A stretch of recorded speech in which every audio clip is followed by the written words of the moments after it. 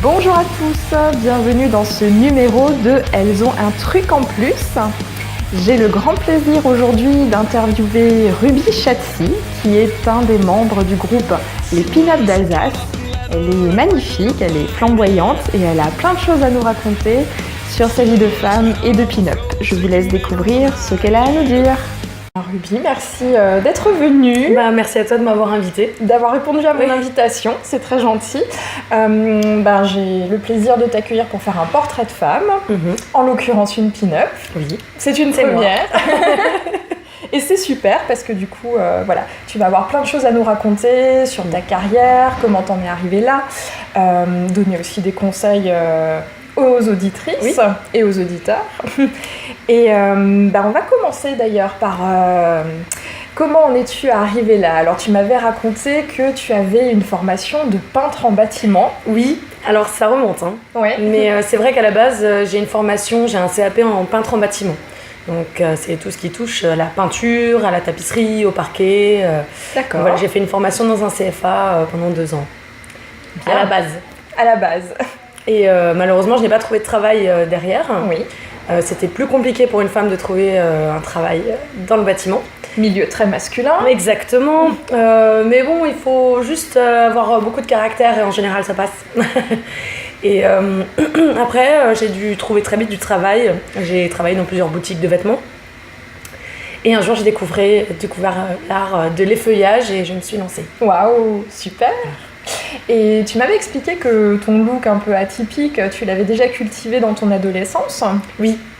Donc déjà adolescente, j'avais un look plutôt excentrique. Donc j'étais très dans des couleurs ou très sombres ou très colorées. J'ai toujours été originale. Et vers 15-16 ans, j'étais déjà une mini pin-up, si on peut dire. J'avais déjà la frange comme Betty Page, j'avais déjà les ongles rouges, je mettais déjà du rouge à lèvres. Donc, super. Tu devais te faire remarquer du coup Plutôt, oui. C'est vrai que comme j'étais la plus originale du lycée à l'époque, oui, on me remarquait assez facilement. Tu passais pas inaperçue. Non. Génial. Mais je pense que c'est un peu ce qu'on recherche aussi des fois quand on aime les looks un peu originaux, on veut se faire plaisir à soi-même. Oui. Puis bon, on sait qu'on passera pas inaperçu, quoi. Exactement. Bon, après, c'est pas forcément le but du jeu, mais l'important c'est d'être bien dans ses chaussures et de s'accorder avec. Plaisir. Voilà, exactement. Magnifique. Et donc, alors c'est quand même un saut, on va dire, quantique de passer de peintre en bâtiment à effeuilleuse burlesque. Oui, c'est pas du tout le même milieu. Donc tu m'as expliqué que tu avais un peu... déjà tu avais une formation en danse, dans le modern jazz, si je me souviens bien. Oui, exactement. Et qu'ensuite tu avais cherché à accorder ton amour justement pour le vintage, les pin-up, avec cette formation justement en danse. Alors comment ça s'est passé ? Alors, je trouve cette histoire assez rigolote puisque j'avais déjà donc le look pin-up à la base et je faisais effectivement de la danse moderne jazz. J'avais participé à plusieurs concours avec ma compagnie et je voulais persévérer dans la danse. Malheureusement, je n'ai pas pu. Et j'avais dû arrêter la danse et ça me manquait beaucoup. Et comme j'avais aussi ce style pin-up, je me suis dit comment je pourrais regrouper les deux. Et comme j'étais toute seule dans mon coin, la seule pin-up, je connaissais personne d'autre, j'ai fait tout simplement une recherche sur internet où j'ai tapé sur Google pin-up et Alsace pour voir s'il y avait d'autres pin-up. Et là, je tombe sur le site de Luna Moka, qui est une feuille strasbourgeoise. Oui, tu pourras nous expliquer après. Qui a donc une école de burlesque. Et j'ai découvert du coup le burlesque, que c'était, entre guillemets, des pin-up qui dansaient. Génial. Et là, je me suis dit, c'est pour moi. Faut absolument que j'essaye. Et donc, j'ai pris mon premier cours avec Luna Moka.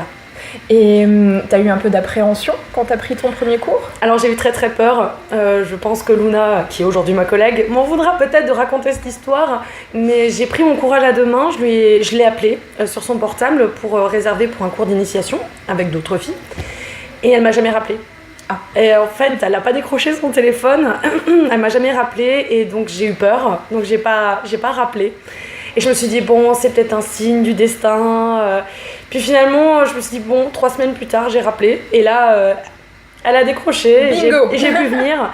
Et c'est vrai que j'étais un peu impressionnée de voir toutes ces filles qui en avaient déjà fait dans le cours. Elles avaient l'air tellement sûres d'elles. Alors j'avais mis ma plus belle tenue de pin-up, mes cheveux, je m'étais coiffée, maquillée. Et le cours, en fait, c'était très très bien passé. Les filles étaient très gentilles avec moi. Luna était pareil, elle m'a mis à l'aise. Les chorégraphies étaient juste adaptées. On avait quand même déjà fait de l'effeuillage, mais c'est venu progressivement. Donc elle a su me mettre à l'aise tout de suite. Génial. Donc voilà. Comme quoi, il suffisait de rappeler. Oui, et ça exactement. Il faut se faire confiance en fait. Des fois, il faut juste se dire allez, j'y vais. Et peu importe ce qui peut arriver, pas se poser de questions. Ça peut peut-être que me faire du bien. Génial. Et donc ce premier cours s'est bien passé, ça t'a donné ensuite envie de poursuivre. Oui. Et comment tu es passée finalement du statut d'élève à l'école justement de burlesque au statut de soliste finalement dans un show burlesque? Alors c'est pas un parcours très courant, c'est pas comme ça que ça se passe en général. C'est vrai que quand on rentre dans l'école, on est vraiment juste élève pendant plusieurs années, enfin juste autant qu'on en a envie. Et c'est vrai que moi, comme j'avais ma base de danse déjà à l'époque, j'ai fait 2 cours avec les chorégraphies de groupe chez Luna. Et au bout du 2e cours, Luna est venue me parler en privé et m'a dit que je dansais bien, que j'avais un bon look et qu'elle serait intéressée pour que je fasse une scène ouverte pendant l'un des shows des pin-up d'Alsace. Et donc, 2 mois plus tard, j'étais déjà sur scène avec les pin-up, pas en tant que pin-up, membre officiel, mais en tant qu'élève. Oui. Mais du coup, après, dans l'année, elles m'ont appelée de plus en plus pour participer à des petits shows en tant qu'invitée élève. D'accord. Et voilà, après, ça s'est concrétisé. On se voyait de plus en plus souvent, on est devenus amis et c'est comme ça que j'ai intégré la troupe. Et donc, 6 mois plus tard. intégré la troupe. Ah bah c'est très rapide en fait. C'était vraiment très rapide, oui. c'est vrai. Et est-ce que tu te souviens de ton premier show justement? Qu'est-ce que tu as ressenti à ce moment-là? J'espère que je m'en souviendrai toujours. Pour le moment, je m'en souviens très bien, mais c'est une sensation très bizarre puisqu'on est très stressé, mais en même temps très excité de pouvoir enfin concrétiser tout ce qu'on a travaillé. Et je me souviens que j'étais angoissée, j'avais peur de me tromper dans ma chorégraphie, d'oublier un mouvement ou d'oublier un pas. Et en fait, je ne pensais pas du tout à l'effeuillage. Je ne pensais pas du tout à l'instant où j'allais être quasiment nue sur scène. Et j'ai eu de la chance parce que le public était très gentil avec moi. Enfin, je pense qu'ils ont aimé quand même, hein. C'était pas que de la gentillesse, mais ils m'ont soutenue, ils ont crié, ils ont applaudi. Ça m'a vraiment mis en confiance.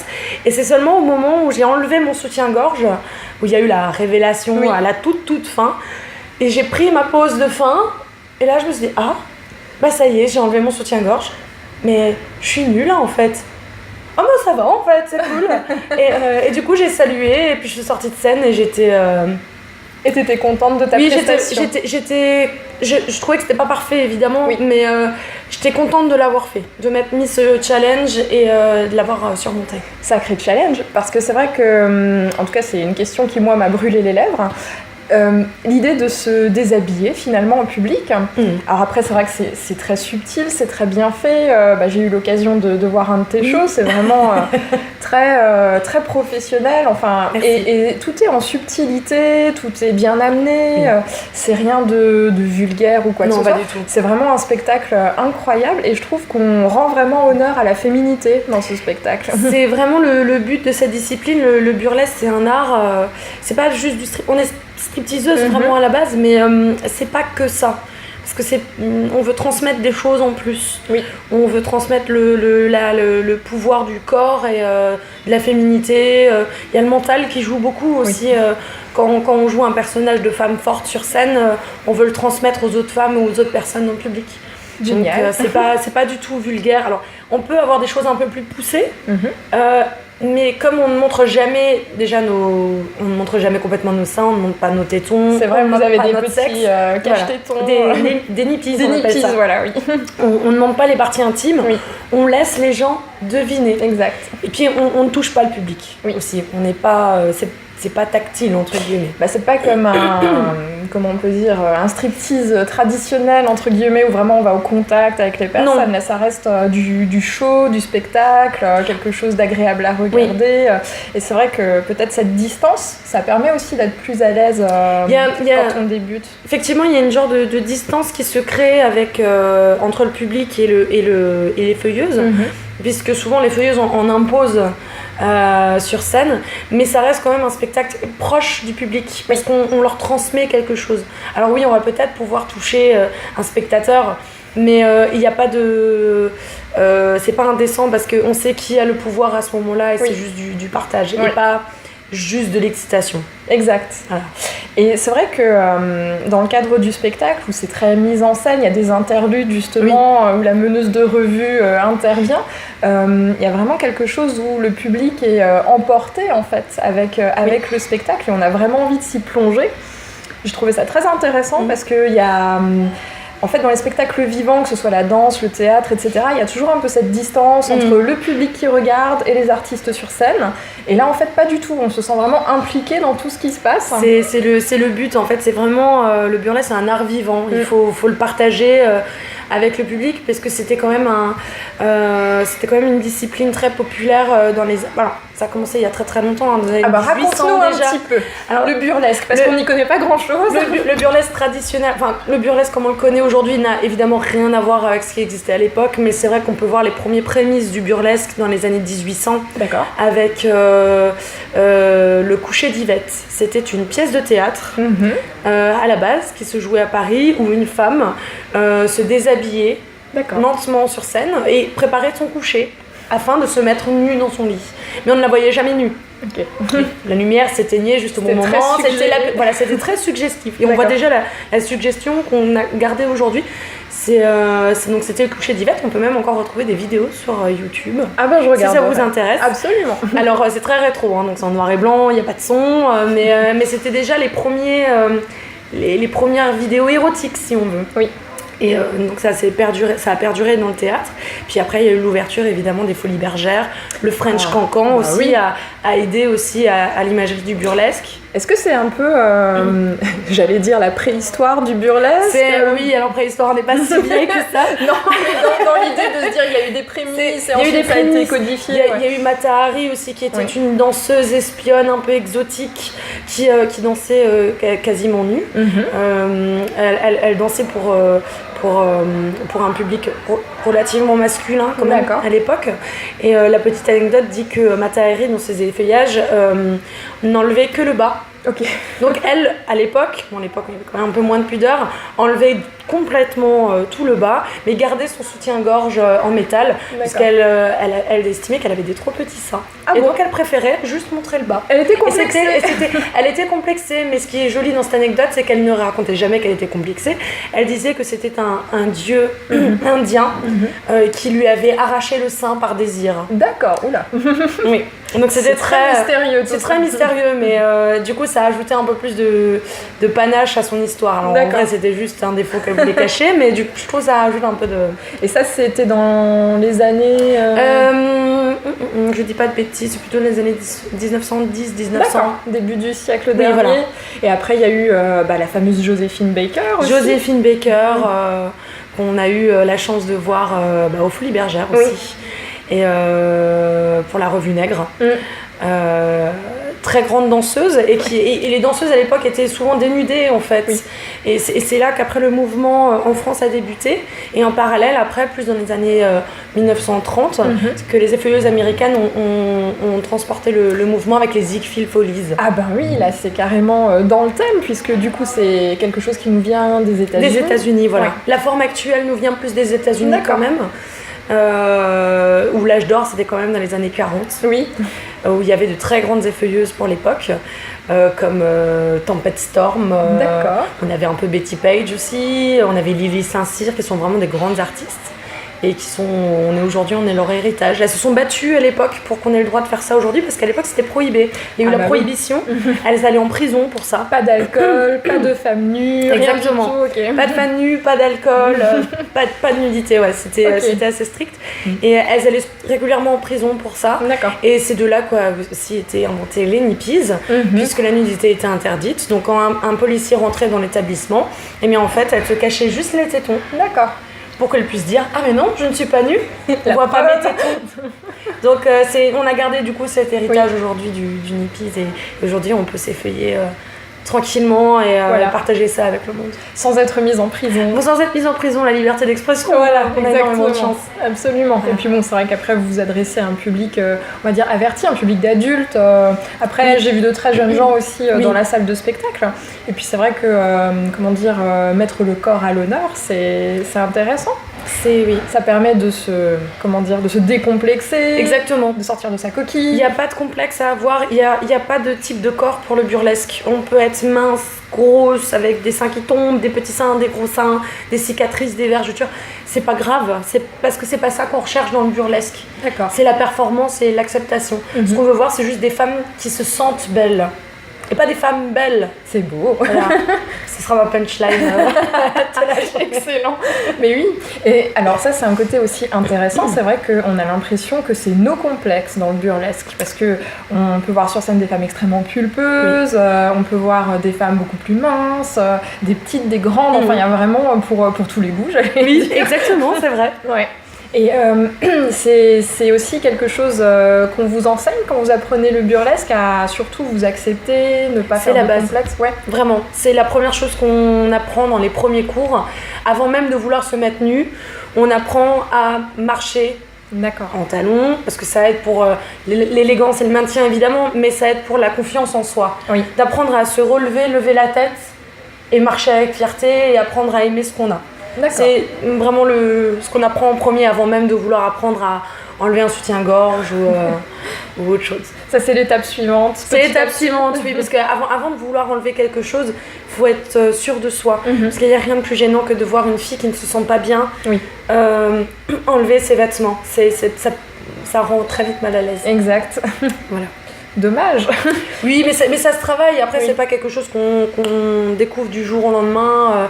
C'est un travail, malheureusement pour les femmes aujourd'hui, mais pour les hommes aussi d'ailleurs. S'aimer, s'accepter, c'est un travail au quotidien. C'est très C'est très vrai. dur. C'est très très dur. Donc voilà. Ça On aide apprend à ça. Oui, ça aide. Ça Voilà. aide beaucoup. C'est génial. Et j'ai vu, tu parlais des hommes, il y a effectivement des messieurs qui pratiquent le burlesque. Oui. Ça s'appelle le boylesque. Alors le boylesque ou le manlesque? D'accord, ok. Qu'est-ce qu'ils préfèrent en général? Bah ça dépend, mais c'est vrai que le mot le plus commun c'est quand même boylesque. Mais D'accord. manlesque c'est plus pour les hommes. Ah, les vrais. Mais bon, après c'est juste une question de terme, hein. Ouais. Les deux sont acceptables. Et c'est aussi très mis en scène, très joyeux. Oui. Et vous entretenez quel rapport entre hommes et femmes dans Très le milieu bon. du burlesque? Ouais. Ah oui, très bon, il n'y a pas de... On fait quand même la même chose. Mhm. Donc quand on a un homme avec nous dans un show, on est très fiers quand même. Ouais. Parce que, alors il y en a vraiment de plus en plus et très très doués en plus. Oui. Je pense qu'il n'y en a pas encore assez, D'accord. à mon humble avis. En tout cas dans la région, messieurs, on vous attend, hein, on a besoin de plus d'hommes. Il n'y a pas d'hommes dans les cours à l'école? Alors, d'honneur elle n'a pas encore proposé de cours pour hommes parce que la demande est clairement pas assez, assez présente. Voilà, c'est ça. Après, elle a déjà fait des workshops, donc des cours particuliers avec un effeuilleur qu'on connaît bien qui s'appelle La Machine, D'accord. qu'on a fait venir du Sud et qui est venu nous donner un workshop. Donc, on a eu 6 inscrits et ils étaient tous très ravis. Et ben voilà. Donc voilà, on va sûrement le réitérer, hein, mais de là à ouvrir une classe pour le moment, c'est pas encore. C'est pas à l'ordre du jour. C'est pour ça qu'on aimerait plus de shows avec plus d'hommes dans nos revues, parce qu'on aimerait éveiller un peu plus les consciences sur le fait que oui, les hommes peuvent aussi en faire. Absolument, il n'y a pas de raison. Ça va venir. Ça viendra, tranquillement. Bon, c'est vrai que pour l'instant, c'est un milieu plutôt, on va dire, féminin. Voilà. Ça va s'ouvrir, on va dire, aux hommes. Donc, on a vu que ça apportait de la confiance en soi. Tu donnes des cours, je pense. Oui, je donne des cours, exactement. Ah bah, raconte-nous ça, tiens. Alors, je donne des cours, je donne des workshops. Oui. Sur des thèmes bien précis, selon mes spécificités à moi. Donc moi, par exemple, je suis spécialiste du bump and grind. C'est un type de danse burlesque. Ok. Enfin, de danse. C'est pas de la danse à proprement dit, mais ce sont des mouvements de hanches et d'épaules, un peu sensuels et qui sont très typés années 40. C'est D'accord. la façon dont elle dansait vraiment dans les années 40. Donc moi, je suis spécialisée là-dedans et donc je donne des petits cours de 2 heures. C'est pour celles qui veulent découvrir. Génial. Il n'y a pas de niveau à avoir. Oui. Donc ça, c'est ponctuel dans l'année. Et sinon, je donne aussi les cours à la Luna Mocha Burlesque School, la clandestine, pour les 3e années de burlesque. Et où est-ce qu'on peut trouver cette école? Alors, on peut la trouver, c'est à la Méno, rue du Maréchal Lefebvre. D'accord. Et vous trouvez tout sur le site internet La Clandestine. La clandestine, tout simplement. Ok. Donc, si les personnes de la région ont envie de découvrir le burlesque ou peut-être de se lancer. C'est the place to be. Oui, alors il y a régulièrement des portes ouvertes et puis il y a tout sur le site internet et sinon il y a aussi le spectacle de fin d'année. D'accord. Pour venir soutenir nos élèves, donc il y aura 2 soirs avec les 3e années et puis les cabarets et le burlesque. Ce sera le 7 juin. 7 et 8 juin. C'est bien, Ceux on a que ça déjà les intéresse, dates. voilà. Oui, absolument. Et est-ce que des fois vous faites participer certaines élèves un peu douées, comme toi tu as pu l'être à l'époque, à vos shows ou est-ce que c'est quelque chose d'accord? Alors, comme on n'a pas très régulièrement des shows publics, c'est plus compliqué de mettre les élèves aussi en avant. D'accord. Mais on organise régulièrement des scènes ouvertes chez Luna Moka, justement, dans ses locaux. Un spectacle qui est dédié que pour les élèves. Elles peuvent présenter du coup des numéros solos, des duos, des trios, si elles ont envie de se lancer une première fois dans un environnement très sécurisant. D'accord. Et sinon, dans les shows Pinum d'Alsace, ça nous arrive aussi d'avoir de temps en temps des élèves, comme par exemple à la foire au vin, où nous sommes tous les ans. Pour l'apéro, à 18h, nous avons toujours un apéro burlesque. D'accord. Et on invite du coup nos élèves à danser pour l'apéro. Ah, comme ça elles peuvent récolter les fruits de leur travail quelque part. Exactement, pour découvrir aussi un autre public. Oui. Et pouvoir travailler leur jeu de scène. Super. Donc vous êtes très sollicité, si j'ai bien compris, pour des prestations privées aussi? Oui, beaucoup. Ouais. C'est, je dirais, 80% de notre travail. D'accord. Et c'est quel type de prestations? C'est pour des comités d'entreprise? C'est pour des anniversaires? C'est pour quoi? C'est très varié en fait. C'est très marrant d'ailleurs des fois quand on voit qui nous book. Mais souvent oui, c'est pour des comités d'entreprise, pour des grandes sociétés, des plus petites entreprises, que ça peut être BTP, des sociétés de distribution, des agences de com, des usines. Il n'y a pas de... Voilà, c'est très hétéroclite. Après oui, on fait aussi des anniversaires de temps en temps. Ça nous est arrivé de faire des animations lors de mariage. Enterrement de vie de garçon, un peu moins quand même, vraiment. Oui, c'est plus réduit quand même. Mais oui, après pour les mairies, on est pour les fêtes de village, si je peux dire. Des fois, on vient pour faire des animations pin-up. Et les salles de spectacle, évidemment aussi, qui nous bookent pour leur saison, pour leur programmation. Comme ça, voilà, tout se met en place tout au long de l'année. On a parlé tout à l'heure de la confiance en soi dans les cours. Est-ce que toi, tu aurais un secret, on va dire, de confiance en soi pour celles qui nous écoutent? C'est assez personnel. Je pense qu'il faut pouvoir trouver son propre chemin de confiance. Mais c'est vrai que des fois, juste se le ressasser à chaque fois, ça aide. Moi, c'est vrai que j'ai donné un conseil, par exemple, à mes élèves de 3e année, avant de monter sur scène. Au lieu d'être éparpillée et pas sûre d'elle, je veux qu'elle ferme les yeux, qu'elle réfléchisse et qu'elle se dise « Je suis géniale, je vais déchirer, je suis trop bonne et tout le monde est là pour moi, tout le monde est là pour me voir et je vais leur donner le meilleur que j'ai. » Et du coup, elles se mettent dans leur personnage et des fois d'essayer de s'auto-persuader, je pense que ça marche. Quand on se dit « Allez, je me force maintenant, je suis géniale ». Et qu'au final on fait quelque chose de génial, et après on peut que se dire bah ouais, j'avais raison, pourquoi je me suis pas fait confiance plus tôt. D'accord. Voilà, juste se faire confiance, et quand des fois on a peur, se forcer. Faut pas avoir peur du regard des autres, il faut le faire. Des fois c'est compliqué, mais il faut pas avoir peur du regard des autres et pas avoir peur de se sentir bizarre ou différente ou quoi, il faut juste le faire. Donc se lancer, ne pas avoir peur et s'auto-persuader qu'on est la meilleure. C'est vrai que s'auto-persuader, c'est pas un très joli mot, je suis d'accord, mais c'est la méthode Coué finalement. Oui, c'est un peu ça, voilà. Se regarder dans le miroir et se dire mais je suis vachement bien en fait, qu'est-ce que... personne n'a à me dire comment je dois être. D'accord. Voilà, c'est... Soyez qui vous avez envie d'être. C'est une belle leçon de confiance en soi, donc tout part de là finalement. Tout part de la tête. Le corps, alors il faut être... Bien sûr qu'il faut entretenir son corps, faut se sentir bien dedans. D'accord. Alors évidemment, ça passe aussi par l'alimentation. C'est sûr que si à un moment donné on mange que des pizzas tous les soirs, ça risque de se voir. Après, je dis pas, je fais pas super attention à mon alimentation, je me fais plaisir.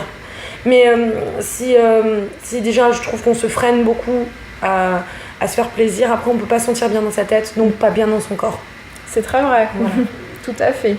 Est-ce qu'il arrive à une pin-up de se sentir moins pin-up?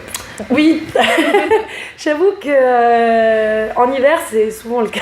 D'accord. Parce qu'il fait froid. Ah oui. Mais alors, c'est vrai que personnellement j'ai eu une période comme ça il y a pas longtemps Ouais. où j'ai eu du mal à me retrouver en tant que femme pin-up. J'ai eu une petite crise à l'intérieur. D'accord. Mais c'est pas grave hein, parce que ça arrive à tout le monde de se sentir moins pin-up ou moins femme. Oui. Et peut-être que des fois il faut aussi savoir se relâcher parce que être pin-up ça demande un peu de travail quand même. Je veux dire, Effectivement. on a l'habitude. Je me maquille, je sais combien de temps je mets pour maquiller, pour me coiffer, pour me faire belle. Ça me fait du bien de le faire. Mais c'est vrai que des fois, il faut aussi savoir s'accorder peut-être des pauses et savoir relâcher. Et juste se dire, bon bah, aujourd'hui, je suis sortie faire mes courses sans maquillage et c'est pas grave. Exactement. Ou alors j'ai envie de traîner en jogging chez moi et c'est très bien comme ça. On le fait, on va pas se mentir. Moi, je le fais. Hein. Après, D'accord. j'ai aussi de beaux déshabillés, mais mais c'est vrai que quand il fait moins de dehors... et qu'il neige, je préfère être en pyjama et regarder un bon film avec un chocolat chaud. Exactement. C'est tout aussi agréable. Et donc dans ces moments-là, le conseil ce serait quoi? Allez, je me prends en main, je vais vraiment me faire belle. C'est ça. Qu'est-ce que tu conseillerais? Je trouvais les bons moments où on sait se relâcher, par exemple à la maison, et se dire allez maintenant je prends du temps pour moi. Prendre un bain peut-être et lire un livre. Et quand on sent qu'on n'est plus très motivé à se préparer, se dire qu'en fait on le fait pas pour les autres, on le fait pour soi. Oui. Et qu'en fait, je me sens vachement bien maintenant, je me suis faite belle, je me sens bien, je me suis fait une mise en beauté, je me trouve super. Bon bah, c'est une question de motivation. Des fois on n'a pas envie, se forcer un tout petit peu parce qu'après c'est sûr qu'on sera contente de l'avoir fait. Exactement. On se sentira mieux. C'est également une belle leçon de confiance en soi. Et alors, je vois ton look magnifique, qui est impeccable de la tête aux pieds. J'essaye. Comment est-ce qu'on trouve de quoi se vêtir en fait en tant que pin-up? Il y a des boutiques spécialisées, tu fouilles dans l'armoire de ta mamie, comment ça se passe? Il y a un peu de ça aussi. Alors il y a des boutiques spécialisées, alors il y en a quelques-unes sur Strasbourg, mais c'est vrai que essentiellement moi je commande sur internet. D'accord. Parce qu'il y a quand même beaucoup plus de choix. Beaucoup plus de modèles et on a plus de chances de ne pas acheter le même modèle que quelqu'un d'autre. C'est ça, être unique. Voilà, c'est ça. Bon, après moi c'est ma philosophie, mais il y a des très belles robes que tout le monde porte, que j'adore, mais c'est vrai que moi du coup je n'achèterais peut-être pas parce que tout le monde l'a. C'est un choix perso. Mais après, oui, moi je conseille d'aller sur internet. Après, les friperies, il y a quelques friperies à Strasbourg où des fois on peut trouver des très belles pièces. Et si je peux donner un conseil, c'est en fripe, pas hésiter à mettre quand même un peu d'argent. C'est pas parce que c'est une friperie qu'il faut se dire bon bah ça coûte 5 €, allez je le prends. Faut pas hésiter à mettre un peu plus si on va avoir des belles pièces de qualité, surtout pour l'ancien. Souvent c'est taillé plus petit aussi. Donc c'est vrai que les friperies c'est bien, mais il faut faire attention, elles n'avaient pas les mêmes morphos à l'époque. C'est vrai. Après les friperies par exemple, ou les armoires de grand-mère, moi j'aime bien fouiller de temps en temps, c'est les accessoires qui vont être intéressants. Les foulards, les bijoux, les chapeaux, les gants, les sacs à main. Ça, on est sûr que ça ira de toute manière, donc là c'est une bonne affaire. Et comment tu expliques que ce soit revenu à la mode finalement? Parce que c'est vrai que les pin-up c'est les années 40-50, après il y a eu la période on va dire hippie ou voilà tout ça. Les années 60. Et on voit vraiment depuis maintenant plusieurs années un retour finalement de cette mode, de ce chic. Comment t'expliquerais ça toi? Je pense que il y a eu, on aime bien revenir en arrière toujours sur les décennies. Dans 5 ans on reviendra à autre chose. D'accord. Peut-être disco, on sait pas. Mais c'est vrai que les pin-ups c'est quelque chose d'intemporel et qui revient très régulièrement. Dans les années 90, on était revenu aussi à un moment donné au pin-up avec Gaultier. Ah, exact, oui. Et son fameux corset serré. Voilà, exactement, avec Madonna et tout ça. Et c'est vrai que les pin-up ont un côté, cette période-là, un côté rassurant, je pense, pour les gens. Quand on est dans une période troublée comme on est aujourd'hui, on aime se poser sur des valeurs, sur des femmes fortes, presque des femmes très maternelles aussi. C'est sécurisant, rassurant. Sont de très belles femmes aussi. Ce look va à tout le monde, vraiment. Le style pin-up, ça va à n'importe quel type de femme. D'accord. Ça peut l'embellir. Ça peut l'embellir et il y a des femmes qui ont des morphos en plus complètement dédiés à ça, plus que des vêtements d'aujourd'hui. D'accord, oui. Et je trouve que certaines coupes de vêtements aujourd'hui sont pas taillées pour des femmes. Des vraies femmes. Des femmes, avec des seins, des hanches, du ventre. Alors que du coup, le look pin-up, oui. Ah, ça cadre. Voilà. C'est vrai qu'on le voit sur scène. Vous avez de très beaux costumes qui sont très travaillés. On vous voit avec des corsets, on vous voit avec des culottes hautes, on vous voit en barésie. Enfin, c'est vraiment très varié. Et on a effectivement l'impression que... si on prend une femme et qu'on l'habille comme ça, on peut vraiment la sublimer et la rendre magnifique. C'est le but du spectacle aussi. On est là pour se sublimer aussi, pour vendre un peu du rêve aux gens. Je veux dire, ils sont là pour voyager et pour être émerveillés. Donc c'est sûr qu'on va user nos corsets les plus serrés, faits sur mesure, de plein de strass et tout ça. On est au spectacle. Oui. C'est vrai qu'on n'irait pas à Kirchwiller pour voir des filles habillées en pantalon et en pull et en jean boyfriend, quoi. C'est bien vrai. Donc ça s'inscrit finalement dans cette tradition du cabaret, un petit peu comme ce qu'on peut trouver au Moulin Rouge, au Folies Bergères, peut-être même au Crazy Horse. Alors c'est vrai que si je dois citer un cabaret, ce serait le Crazy Horse. Oui. Vraiment. C'est l'art qui me touche. Le Moulin Rouge aussi, évidemment, avec son French Cancan. C'est ma base de danseuse parle. Mais c'est vrai que le Crazy Horse, c'est vraiment sublimé la femme. Alors c'est vrai qu'elles sont très calibrées, c'est des danseuses, elles ont des corps parfaits. Mais on peut quand même s'y retrouver par la beauté du spectacle, par le jeu de lumière et la perfection dans laquelle elles sont dans des écrins. Et je trouve ça très beau de la manière dont ils ont voulu mettre la femme en avant. Oui, exact. C'est ce qu'on retrouve un petit peu dans vos spectacles avec les jeux de lumière, le décor. C'est vrai que c'est une sorte de petit théâtre où on abrite des petites scènes. On a des histoires dans nos numéros, on essaie de jouer avec la lumière pour rester déjà professionnel et pour créer une ambiance aussi dans chaque numéro. La lumière, c'est très important. Puis ça sublime aussi le corps. Absolument. Et les costumes, il faut que ça brille. Ah bah oui, tout est parfait de la tête aux pieds, impeccable, jusqu'au bout des ongles. On essaye. Quelle est ton actualité ? Qu'est-ce qui va se passer dans les prochains mois, les prochains jours pour toi et pour les Pin-Up d'Alsace ? Alors, on sera le 14 février pour un show Pin-Up d'Alsace lors du Strasbourg Burlesque Festival. D'accord. Nous sommes invités. Nous allons faire un petit show pour le public. Donc le 14 février, le soir de la Saint-Valentin. D'accord. Et on sera aussi le vendredi et le samedi, mais là on sera 2 par 2. D'accord. 2 films vendredi et 2 films samedi, donc vous pouvez me trouver le samedi, mais c'est complet. Oh, quel dommage! Voilà, c'est déjà complet. Qu'est-ce que vous allez faire à ce moment-là? Des shows, des solos? Ça sera des solos. Alors le show Pin-Up d'Alsace, ça sera sur notre base classique, donc chacune un solo.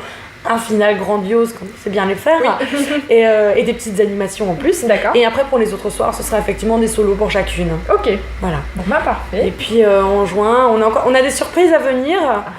Donc restez connectés. En juin, il y a quelque chose qui se trame, je vous le dis. Ok. Donc c'est une surprise. Pour le moment, oui. Vous diffuserez l'info plus tard. Voilà, on diffusera l'info plus tard, mais restez branchés en juin et il se passe quelque chose avec les Pin-Up d'Alsace. Bon, moi ça m'a bien donné envie de rester connecté effectivement et de poursuivre votre actualité. Merci infiniment, Ruby. Merci à toi de m'avoir invité, c'était un plaisir. Avec grand plaisir, c'était un vrai plaisir de discuter avec toi. Merci beaucoup. Alors j'espère que vous avez aimé cette interview. En tout cas, moi j'ai adoré rencontrer Ruby, partager ce moment avec elle. Je la remercie beaucoup.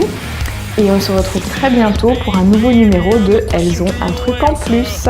Bye bye!